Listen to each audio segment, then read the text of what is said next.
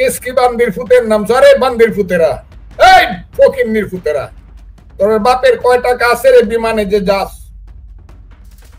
আমি যদি বলি তোদের বাপ হিসাবে, আমি তোদের বাপ, তোরা তোদের সবার বাপ আমার চেয়ে বয়সে ছোট, কারণ তোদের সবের বাপ রে আমি চিনে ফেলছি। আমার চেয়ে বয়স এই কারণে তোর বাপের বাপ আমি জেঠা লাগি। তোদেরকে যদি বলে এই ফকিন্নির ফুতেরা বিমানের টাকা পাস কই, এই ফকিন্নির পুতেরা। ইউনূস সাহেব, আমার সবসময় বলতে ইচ্ছা করে আপনার ইতিহাস আমি যা জানি, আপনার বংশের ইতিহাস, আপনার বংশের একটি লোক মুক্তিযুদ্ধে যায় নাই।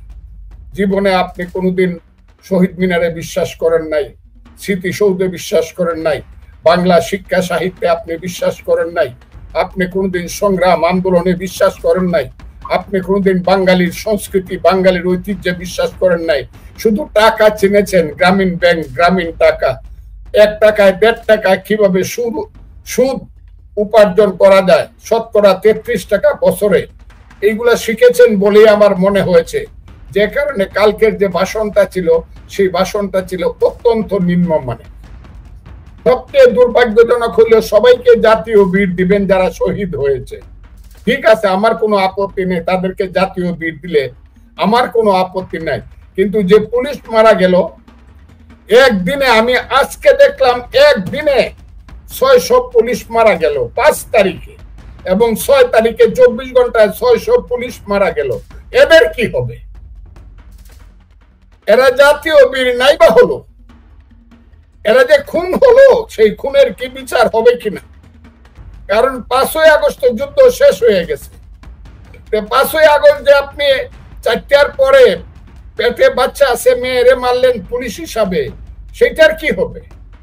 এই যে শত শত পুলিশ যে মরল, তাদের বাচ্চারা যে এতিম হলো, তাদের মা বাবারা যে সন্তান হারা হইল, তাদের মা বাবার চোখের পানির কোনো দাম নাই, তাদের স্ত্রীর সাদা কাপড় বিধবার কাপড়ের কোনো দাম নাই। তাদের ব্যাপারে একটা কথা বললেন না কেন ইউনূস সাহেব? এই দেশটা শুধু কি আমাদের মানে যারা মারা গেছে তাদের, যারা শহীদ হয়েছে তাদের, আমার কোনো আপত্তি নাই, কিন্তু পুলিশও তো এদেশেরই মানুষ। তাদের ব্যাপারে একটা কথা বলেন না কেন যে পুলিশ যদি অন্যায় করে থাকে তার বিচার হবে, আর বিনা দোষে যদি তাদেরকে কেউ হত্যা করে থাকে তাদেরও শাস্তি হবে? কথাটা কেন বললেন না? এরা কক্সবাজার গেছে ফ্লাইটে। কোন দিন গেল ফ্লাইটে? যেদিন শত শত ছেলে শহীদ হইল, এবং শহীদ হইল এদের ডাকে। এখনো শত শত ছেলে হসপিটালে পড়ে আছে, ওইখানে গেল না। কোন শহীদের বাড়িতে এরা গেল না 5ই আগস্ট। এরা কোথাও কোনো মিটিং এ, ওই যে ঘোষণাপত্রের মিটিং এ পর্যন্ত গেল না। এরা গেল কোথায়? বিমানে চড়ে কক্সবাজার। জি করার জন্য? তারা বলতেছে না আমরা গেছি এটা কি সময় কাটানোর জন্য। কি করা? এটাকে কি অবসর নাকি? আমি বাংলাও বলতে পারি না, গরিব মানুষ। তারা অবকাশ যাপনের জন্য গেছে। 1 নম্বর হলো আর ভালো লাগে না এইসব প্রশ্নের উত্তর দিতেও ভালো লাগে না, প্রশ্ন শুনতেও আর ভালো লাগে না। দেশটা এই জায়গাতে কার পাপে কার মহাপাপে এই জায়গাতে দেশটা চলে গেল তাও জানি না। একটা মিনিটের জন্য একটু অপশন নিতে পারি না, শান্তিতে একটা কথা বলতে পারি না, একটা গান শুনতে পারি না, একটা কবিতা আবৃত্তি করতে পারি না, 2 জন বন্ধু বান্ধব নিয়ে একটু হাসি ফুর্তি করতে পারি না, আড্ডা দিতে পারি না। এইটা একটা দেশ হইতে পারে? এটা আমার মনে নেই। কতদিন আর বাঁচবো জানি না। এখনো মনে হয় যে হাওড়া এলাকার মানুষ, ইটনা থানায় আমার বাড়ি, তোমার বাড়ি মোহনগঞ্জে, একই হাওড়ের এলাকার মোহনগঞ্জ, মদন, খালিয়াজুড়ি, ইটনা, মিঠামই, নষ্টগ্রাম, দিরাই, সাল্লা, দরমপাশা, মধ্যনগর, জামালগঞ্জ, একই এলাকার সুনামগঞ্জ, কিশোরগঞ্জ, নেত্রকোনার মানুষ আমরা। একসাথে সেই নৌকা দৌড় কবে দেখবো গিয়া বাড়িতে, কবে নৌকা বাসায়া সেই ভাটিয়ালি গান গামু, কবে সুন্দর করে নৌকা থেকে সাঁতার লাভ দিয়ে নাইমা সাঁতার কাটবো, কবে সুন্দর মাছ খামু, কবে পাহাড়ে যাইমু নৌকা বায়া বায়া লেপসার বাজারের কাছ থেকে মাছ কিনবো, খাইলাজুরি থেকে জিতা মাছ কিনবো জাল থেকে। সেই যে আনন্দ, সেই যে দিন, সেই যে স্মৃতি, এইগুলো এখন ভুলেই যাচ্ছি। নিজেকে আর এখন সভ্য মানুষ মনে হয় না, সাধারণ মানুষও আর মনে হয় না। এখন মনে হয় যে আমরা জন্মই গ্রহণ করছি একটা অভিশপ্ত দেশে। এই দেশটাকে যার হাতে দিছিলাম গত 1 বছর আগে জনাব ইউনূস সাহেব, এইটাকে এমন ভাবে পলিউটেড করছে, এমন ভাবে নোংরা করছে, এমন ভাবে কালি করছে, এমন ভাবে ময়লা করছে ইউনূস সাহেব, এইটাতে এদের পারে দাঁড়ানো যায় না, দুর্গন্ধ করে। ওই কালকে তারা একটা, আজকে 6 তারিখ, গতকাল ছিল 5 তারিখ, তারা একটা ওই বর্ষপূর্তি করলো, 5ই আগস্ট করলো। ঠিক আছে, 5ই আগস্ট আমরাও সেদিন করছিলাম, কিন্তু আমরা যে কারণে করছিলাম, 5ই আগস্ট যে কারণে হয়েছিল, আমাদের সেই স্বপ্ন বৃথা গিয়েছে। কেন বৃথা গিয়েছে এটা করে 1 নম্বর ভাবে প্রথম বলি, এই যে কালকে যে ইউনূস সাহেবরা কিছু রাজনৈতিক দল, এখানে আমার রাজনৈতিক দলও সেখানে আছে প্রধান হিসাবে, জাতীয়তাবাদী দল আছে, জামাত আছে, এইখানে অন্যান্য দলগুলো আছে। আমি সবার প্রতি শ্রদ্ধা রেখেই বলছি, এটা একটা নিম্ন মানের একটা কাগজ করা হয়েছে, নিম্ন মান। আমি আবারও বলছি, নিম্ন রুচি এবং নিম্ন মানের একটা ঘোষণা হয়েছে। ওই যে আমি বারবার বলছি, উনি আবার দেখলাম ওনার বক্তব্যের মধ্যে যিনি এটা লেখছেন বা যিনি এটা এই ঘোষণাটাকে যিনি সংগঠিত করছেন, উনার ভাইস প্রেসিডেন্ট জনাব ডক্টর আলী রিয়াজ, তার প্রতি আমার ব্যক্তিগত কোনো ধরনের ঘৃণা বা কোনো ধরনের হিংসা নাই। কিন্তু আমি সবসময় একটা কথা বলছি যে আলী রিয়াজের মতো মানুষ আইসা আমার দেশে একটা সংবিধান বা একটা ঘোষণা লেখা দিবে, এটার প্রয়োজন নাই, কারণ উনি আমার এই দেশের নাগরিক না। এবং আমি এটাও বলছি যে আলী রিয়াজের মতো, আমি ফজলুর রহমান, হতবাগা ফজলুর রহমানের 500 কর্মী আছে। আলী রিয়াজের মতো, আবারও বলছি, আলী রিয়াজের মতো এখনো জীবিত আমার 500 কর্মী আছে, যারা আলী রিয়াজের লেখাপড়া করাইতে পারবো। এবং অনেকেই আছে যারা বাম হাত দিয়ে এরকম একটা ঘোষণাপত্র লিখে দিতে পারবো আধা ঘন্টার সময়ের মধ্যে। এরকম একটা ঘোষণাপত্র জনাব ইউনূস সাহেব করলেন, যে ঘোষণাপত্রের মধ্যে ইতিহাস নাই, যে ঘোষণাপত্রের মধ্যে সত্যের কোনো লেশ নাই, যে ঘোষণাপত্রের মধ্যে আমার জীবন যৌবন, আমার পূর্বপুরুষের জীবন, আমার পূর্বপুরুষের ইতিহাস, শিক্ষা, সংস্কৃতি, আমার পূর্বপুরুষের সংগ্রাম, যুদ্ধের কোন ধরনের একটা উচ্চারণ পর্যন্ত নাই, সেই ধরনের একটা ঘোষণা পাঠ করলেন। আমরা কি এত নিকৃষ্ট ছোট জাতি? আমাদের ইতিহাস কি এত ছোট? আমাদের ইতিহাস কি এত দরিদ্র? সেই ইতিহাসের কোনো নামই নাই। মুক্তিযুদ্ধের ব্যাপারে একটা কথা বললেন না। এটা তো একটা ঘোষণা, 1 বছর পরে তো একটা জাতীয় ঘোষণা দিলেন আপনি। পুলিশরা কি কুত্তা মরছে দেশে? পুলিশ মানুষ না? আমি এই কথাটা আজকে জিজ্ঞাসা করে রাখলাম, ঘোষণা এই কথাটা কেন আসলো না? 1 2 এরা আলী রিয়াজ সাহেব যে কথাটা বলেছেন বাংলাদেশের মুক্তিযুদ্ধ সম্পর্কে সম্পূর্ণ মিথ্যা কথা বলেছেন, ও সত্য বললাম না। বাংলাদেশের মুক্তিযুদ্ধ এবং মুক্তিযুদ্ধের ইতিহাস এবং মুক্তিযুদ্ধের 72-এর সংবিধান 4টা স্তম্ভের উপরে দাঁড়িয়ে আছে। এই 4টা স্তম্ভ যারা স্বীকার করে না তারা রাজাকার, তারা রাজাকারের বাচ্চা। আমি খুব ক্লিয়ারলি বললাম, এই 4টা স্তম্ভকে স্বীকার করিয়া আরো 7টা নীতি বা স্তম্ভ লাগানো হোক, আমার কোনো আপত্তি নাই। কিন্তু এই 4টা স্তম্ভ, গণতন্ত্র, সমাজতন্ত্র, ধর্মনিরপেক্ষতা, জাতীয়তাবাদ যারা বাদ দিতে চায় তারা রাজাকার এবং রাজাকারের বাচ্চা। এরা বাংলাদেশের মুক্তিযুদ্ধকে অস্বীকার করে। হ্যাঁ, আজকে ইউনূস সাহেব আপনার হাতে মিলিটারি আছে, আপনার হাতে পুলিশ আছে, শক্তি আছে, আপনার কাছে আন্তর্জাতিক ষড়যন্ত্রের ক্ষমতাধর ব্যক্তিরা আছে। আপনি 4টা স্তম্ভ বাদ দিতে পারেন আলী রিয়াজ সাহেবদেরকে দিয়া, কিন্তু মনে রাখেন একদিন কিন্তু আসবে, এর জন্য মৃত্যুর পরেও কিন্তু জবাবদিহি করতে হবে যে বাংলাদেশের স্বাধীনতার 30 লক্ষ লোকের রক্তের আখরে লেখা সংবিধানের 4টি স্তম্ভকে কেন অপমান করা হয়েছিল। আমি আজকে কিন্তু এই কথাটা বলে রাখলাম। এবং আমি আমার দলকে আমি বলবো, দলকে আমি অনুরোধ করব, দলের নেতৃত্বকে অনুরোধ করব, সংবিধানের ব্যাপারে দল অন্তত এই কথাটা ভাইবে, তাহলে আজকে ক্ষমতায় যাওয়া আর কালকে প্রধানমন্ত্রিত্ব করাটাই বড় কথা না। ইতিহাস কিন্তু একদিন কথা বলবে যে শুধু ক্ষমতার জন্য আমরা কোনো ত্রুটি করছিলাম কিনা, আমরা কোনো সাংঘাতিক আপোষ করছিলাম কিনা ইতিহাসের সঙ্গে। খুব খারাপ লাগছে সংবিধানের এত বড় অপমান, ভীষণ খারাপ লাগছে। কাজে সংবিধানের 4টি স্তম্ভ থাকতে হবে, তারপরে অন্য যদি যুক্ত হইতে হবে, নিশ্চয়ই সংবিধান পরিবর্তন হবে। তবে ইউনূস সাহেবকে আমি ধন্যবাদ দিব একটা কারণে, উনি অন্তত ইলেকশনে ডেটটা না দিল, ডেট কবে হবে এইটা বলছে উনি নির্বাচন কমিশনকে জানিয়ে দিবেন। তবে এইটা আমি সব সময় বলি যে গ্রামে কিছু বাটপার লোক আছে, গ্রামে কিছু টাউট লোক থাকে, 5-7টা ছেলে পেলে থাকে, এদেরকে বলে তোরা ঝগড়াটা ঠিকঠাক মতো করে ফেলবে, আর আমি পিছন থেকে বলবো এই ঝগড়া করিস না, ঝগড়া করিস না, কিন্তু কাজটা যেটা করে এটা তোরা করবি। ইউনূস সাহেব যদি সত্য মনে নির্বাচনের তারিখ দিয়ে থাকেন যে ফেব্রুয়ারির প্রথম সপ্তাহে হবে, আপনাকে স্ট্রিক করতে হবে, কারণ আপনি কিন্তু নোবেল লরিয়েট, আপনি কিন্তু খুব উঁচু মানের মানুষ, যা বলছেন তা পালন করার চেষ্টা করবেন দয়া করে। কে কইলো যে 7% ভোট পাইলে 14%-এর সিট দেওয়া লাগবো? এইসব লোকেরা যারা জীবনে, আমি তো বললাম জামাত বলেন আর এই মোল্লা মুন্সিরা বলেন, যারা ধর্মের নামে ব্যবসা করে রাজনীতি করে, এরা সবাই মিললেও 10% ভোট পাবেন, এটা তো আমি সবসময় বলতেছি কথাটা, কিন্তু এরা যে পাওয়ার দেখাইতেছে এখন, এটা অসহ্য।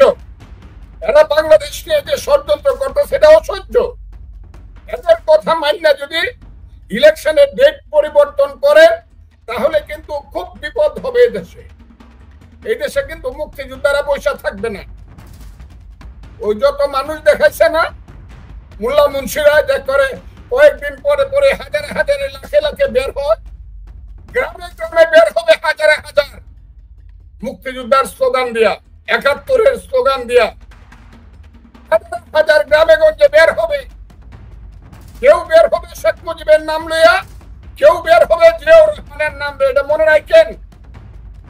আমি কাউকে ছোট বড় করতেছি না, কেউ এক স্লোগান দিয়ে বাইর হইব মুক্তিযুদ্ধের পক্ষে, কেউ আর এক স্লোগান দিয়ে বাইর হবে। ওই যেমন এখন বামপন্থীরা ঢাকা বিশ্ববিদ্যালয়ের স্লোগান দিচ্ছে, হ্যাঁ তোরে চিনি তুই যে হইলে পাকিস্তানি, এই শিবির তোরে চিনি তুই যে হলে পাকিস্তানি। আহা, কত সুন্দর স্লোগান! এটাই তো সত্য, এবং এটা প্রতিষ্ঠিত করে ছাড়বে দেশের মানুষ যে জামাত শিবিররা হলো পাকিস্তানের জন্ম। ওদের স্বপ্নে এখনো পাকিস্তান আছে, ওদের স্বপ্নে এখনো পাকিস্তান, আদর্শে পাকিস্তান, চিন্তায় আফগানিস্তান। এদেরকে শিক্ষা দিবে দেশের মানুষ, বলে দিলাম। এখন কোথায় রয়েছে? সব 2 দিন 3 দিন 4 দিন 5 দিন নির্বাচনের যদি বিরোধিতা করে, এইসব বাজে কথা বইলা, এইসব কুতর্ক করিয়া, এইসব অযৌক্তিক কথা বইলা, ওই পিয়ার টিয়ার, ওই নতুন ইলেকশন আগে হইতে হবে, স্থানীয় ইলেকশন আগে হইতে হবে, অমুক তমুক আগে হইতে হবে, নির্বাচনের পরিবেশ সৃষ্টি, এইসব করে যদি নির্বাচন পিছানোর ষড়যন্ত্র করে, গ্রামে গ্রামে কিন্তু মানুষ নামবে। তবে এটা নির্ভর করতেছে আমার দলের নেতৃত্বের উপরে। আমার দল যদি আঙ্গুল সোজা করে বলে ইলেকশন কিন্তু হতে হবে, আমি জানি ইলেকশন হবে, এবং আমার ধারণা আমার দলের নেতৃত্বের এই যোগ্যতা আছে। আমার দল ধীরে চলছে, কিন্তু আমার দল থেমে যাচ্ছে না, সঠিক পথে চলছে, এবং একদিন এই আদেশ যেদিন হবে যে যারা নির্বাচনের বিরোধিতা করো দেখো এরা কারা, এই দিনটা কিন্তু আসবে।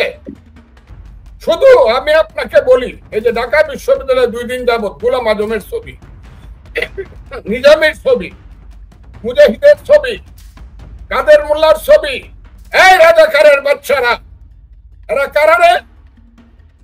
এরা তো পাকিস্তানিদের সন্তান, এরা তো পাকিস্তানের টিক্কাখান্ডের বাপ ডাকতো,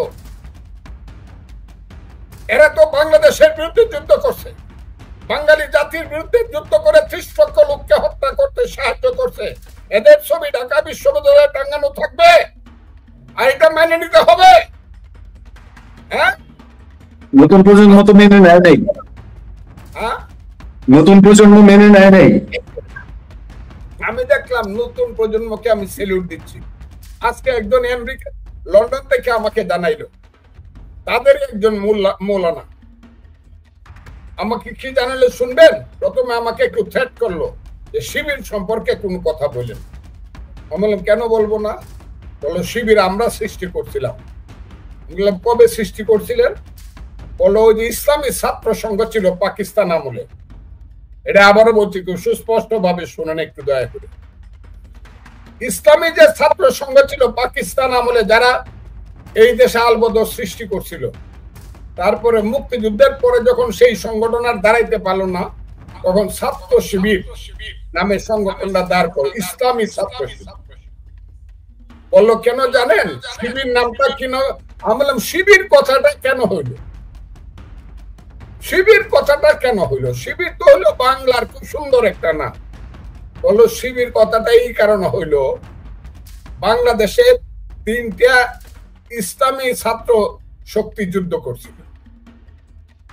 একটা করছিল নেজামে ইসলামের নেতৃত্বে যে ছাত্ররা যুদ্ধ করছিল, তাদেরকে বলা হতো আল শামস। আর জামাতের নেতৃত্বে যে ছাত্ররা যুদ্ধ করছিল, এদেরকে বলা হতো আল বদর। আর মুসলিম লীগ পিডিপির নেতৃত্বে যে ছাত্ররা যুদ্ধ করছিল, এদেরকে বলা হতো আল রাজাকার। আল শামস, আল বদর, আল রাজাকার। তখন তারা যখন ছাত্র সংগঠন নতুন করে 75-এর পরে, তখন তারা ওই যে আল শামসের আপনি কি আমার কথা শুনছেন? জি জি শুনতে পাচ্ছি আমি। আল শামসের নিল, জি। আল বদরের নিল, জি। আর রাজাকারের নিল। এই 3টা শব্দ নিয়ে তারা শিবির কথাটা লেখে। আল শামসের আল বদরের আর রাজাকারের এই 3টা শব্দের সম্মিলন হলো আল শামস, আল বদর, রাজাকার। এই 3টা শব্দের সম্মিলনের নাম হলো শিবির। বললো শিবির। এই 5 আগস্টে বা জুলাই অভ্যুত্থানে তো নিজামী, সাইদি, মীর কাসেম তাদের কোনো সম্পৃক্ততা নাই, বা শেখ হাসিনা বিরোধী এই যে গণ অভ্যুত্থান, এগুলোর মধ্যে দিয়ে যেখানে বাংলাদেশের অস্তিত্বই তারা স্বীকার করে না। তো এই দিনটাকে ছাত্র শিবির কেন বেছে নিল যে বিশ্ববিদ্যালয়গুলোতে এই ছবি প্রদর্শন করতে হবে? এটার কারণ কি বলে আপনি কি মনে করেন, যে এটার মধ্যে উদ্দেশ্যটা কি ছিল? এটা এরা প্রমাণিত এবং প্রতিষ্ঠিত করতেছে এই দেশ এরা মানে না। এই দেশকে এরা পাকিস্তান মনে করে। এখন এইটা শিবির এবং জামাত এটা এখন প্রতিষ্ঠিত করতেছে যে পাকিস্তান, এখনো তারা মনে করে এই দেশের নাম পাকিস্তান, এবং তারা পাকিস্তানেরই মানে জন্ম দিছে এবং তারা পাকিস্তানেই জন্ম নিছে। এরা বাংলাদেশ মানে না বলে গোলাম আজমের বা ও নিজামী এদের ছবি টাঙ্গায়, এবং এটা আরো টাঙ্গায়। যদি সময় আসে এরা এই দেশটার নাম যদি পারে পাকিস্তান করবে। আমার কথাগুলা খুব তিতা লাগতে পারে, কিন্তু এটাই সত্য। জামাত এবং শিবির বাংলাদেশ মানে না, যুদ্ধের ৭১-এর যুদ্ধের পরাজয় মানে না, এবং এরা কোনোদিন মাপ চাইব দূরের কথা, পারলে সমস্ত মুক্তিযোদ্ধাদেরকে তারা ফাঁসিতে ঝুলাই দিয়া মুক্তিযুদ্ধের প্রতিশোধ দিব। সেই কারণে আমি বলছি, ওই যে জনাব মোহাম্মদ ইউনূস সাহেব ইলেকশন যে ঘোষণা করছেন, এইটা যাতে একটা ঘোষণার মধ্যে সীমাবদ্ধ না থাকে। আপনি যদি বাপের বেটা হন, যে ঘোষণাটা জাতির সামনে এবং পৃথিবীর সামনে দিচ্ছেন, সেই ঘোষণাটা রক্ষা করেন। সেই ঘোষণাটা যদি রক্ষা না করেন, তাহলে এই দেশ বাঁচবে না। ফেব্রুয়ারির মধ্যে ইলেকশন হইলে কই যাইব ওই দেশের রাজাকারের বাচ্চারা? কয় % ভোট পায় খালি দেখেন। কয় % ভোট রাজাকারের বাচ্চারা পায় খালি দেখেন আপনারা। এই যে এত পাওয়ার দেখাচ্ছে তারা। আমি তাই আজকে বলি ইলেকশনটা হতে হবে, কিন্তু তারা আজকে সারা দিন আমি দেখলাম ইলেকশনের যে ডেট ঘোষণা করার কথা বলা হয়েছে, এই ব্যাপারে তারা সাংঘাতিক ভাবে বিরোধিতা করতেছে বিভিন্ন ধরনের বাজে অজুহাতে। এগুলাকে অন্য কিছু যুক্তি বলে না, এগুলাকে বলে অজুহাত। সেই অজুহাতে তারা ইলেকশন পেছাতে চায়, কিন্তু ইলেকশনে দেশে হতে হবে, তা না হলে কিন্তু এই দেশ বাংলাদেশে অন্ধকার হয়ে যাবে বলে আমার মনে হয়। কিছু করছি এটা আপনারা সবাই জানেন, আর এটা আমার বক্তৃতা করে বোঝানোর কোনো দরকার নাই। আমার এই 1, 2, 3, 4, 5 বছরের ইউটিউব গুলা দেখলে আপনারা বুঝবেন। রেকর্ড, এটা আমার রেকর্ড, এটা দেখেন। এই ছেলেগুলো 5ই আগস্ট পর্যন্ত আমার কাছে মনে হয়েছে এরা বাংলাদেশের বাঙালি জাতির শ্রেষ্ঠ ছেলে। এদেরকে দেখলে আমার সন্তানের মতো মনে হয়েছে। আমার ছেলেরা 4 দিন 5 দিন রাতে বাসায় আসে নাই, আমিও রাত্রে ঘুমাইতে পারি না এদের জন্য, কিন্তু মনে করছি ওই ছেলেগুলা এত কষ্ট করতেছে, আমার ছেলেগুলা না হয় কষ্ট তো করবি। সারা দেশ পাগল হয়ে গেছিল এইসব ছেলে পেলে, কিন্তু এই ছেলে পেলে গুলা এরা হলো অকাল কুষ্মাণ্ড, এদেরকে বলা হয়, এদেরকে বলা হয় অকাল কুষ্মাণ্ড। এরা নিজে নিজে নিজেকে ধ্বংস করছে, এরা একটা জেনারেশনকে ধ্বংস করছে, 3টা জেনারেশন এই ছেলেগুলা ধ্বংস করে দিয়েছে। আল্লাহ এদেরকে কি পদার্থ দিয়ে বানাইছে আমি জানি না, তবে আমার কাছে এখন মনে হয় এরা হলো জামাতের প্রোডাকশন। জামাত এদেরকে সৃষ্টি করছিল এই দেশের মুক্তিযুদ্ধকে ধ্বংস করার জন্য, এবং আমার ধারণা এদেরকে বেশ কয়েক বছর যাবৎ জামাত বিভিন্ন ভাবে প্রত্যেকে যেন খুশ করে আনছে, খুশ করে আইনে সবচেয়ে দেখছে এই ছেলেগুলা এই দেশটাকে সর্বনাশ করার জন্য যথেষ্ট হবে। এদের চেয়ে জামাতে অনেক নেতা স্বীকারও করে যে এদেরকে 17 সাল থেকে গ্রুমিং করছে, এখন মোটামুটি ওপেন সিক্রেট। এদের চেয়ে আমি কি বলবো, নষ্ট শ্রেণীর ছেলে আমার এই দেশে জন্মগ্রহণ করছে বলে মনে হয় না। আমি দেখেন ওদের, আমি সবসময় ওদের মনোবৃত্তিটা দেখেন। এরপরে উঠে গিয়ে কোথায় 5 স্টার হোটেলে, 5 স্টার হোটেলে থাকতে কত টাকা লাগে? এক রাত্রে ঘুমাইলে, এক বেলা খাইলে। আমি এদেরকে জিজ্ঞাসা করি এরা কি সর্বনাশটা করতেছে দেশে?